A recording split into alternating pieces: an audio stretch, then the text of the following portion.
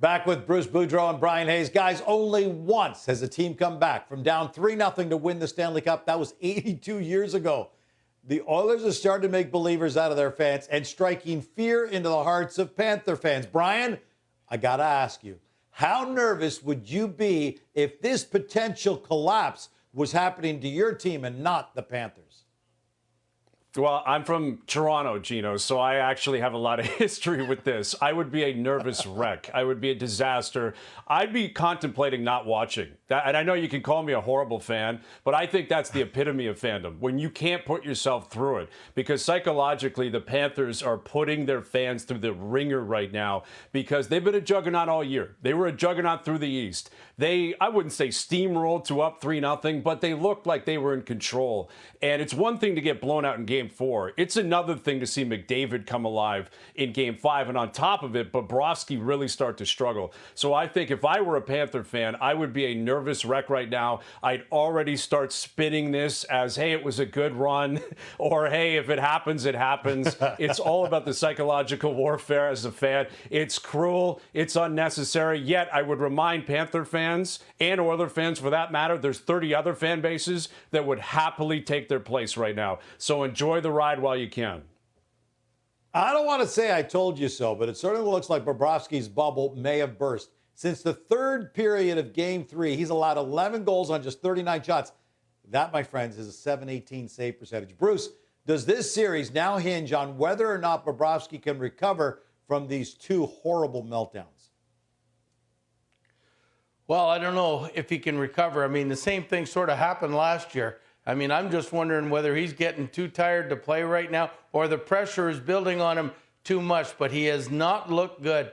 And especially, like, I can take the first game in Game 4 that he didn't look good, because after maybe the fourth goal, it was like, okay, let's wait till next game.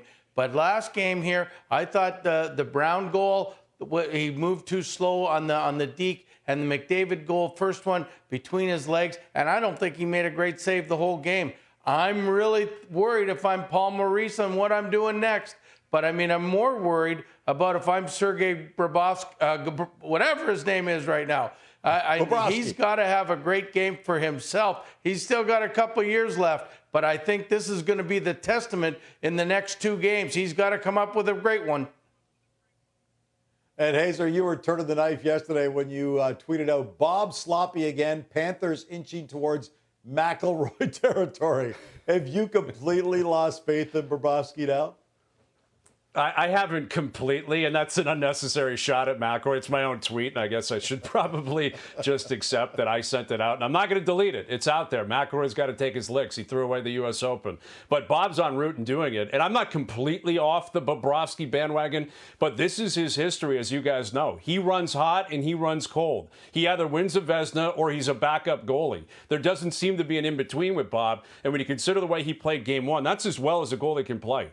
He was unbelievable in Game 1 of the Cup final. He didn't have to do much in Game 2. He was good enough in Game 3, and it's been all downhill from here. I would be terrified if I was Bob, terrified if I was Maurice, because like Bruce said, this is your reputation, right? We had already handed this team the Cup. The rings were being made. The names were being engraved onto the cup. It was happening. And as great as McDavid's been, and that's the glass half full, wow, look at this story, McDavid's unbelievable. I think the bigger determining factor of how this is all going to play out is Bobrovsky. If he returns to the way he played Game 1, the Panthers will win one of the next two games. May not be Game 6, but it will be one of Game 6 or 7. I am fairly certain of that. If he plays anywhere close to the way he did Game 4 or Game 5, the Oilers are going to win. So it's on Bob. That's the nature of the position. And if he doesn't snap out of it, it's a long flight from Florida to Edmonton.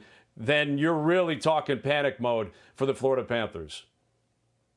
Once a lock to win the Conn Smythe, Bobrovsky is plummeted to plus 700 on FanDuel right now. He's now listed behind Sasha Barkov and the new overwhelming favorite to win the Conn Smythe, Connor McDavid.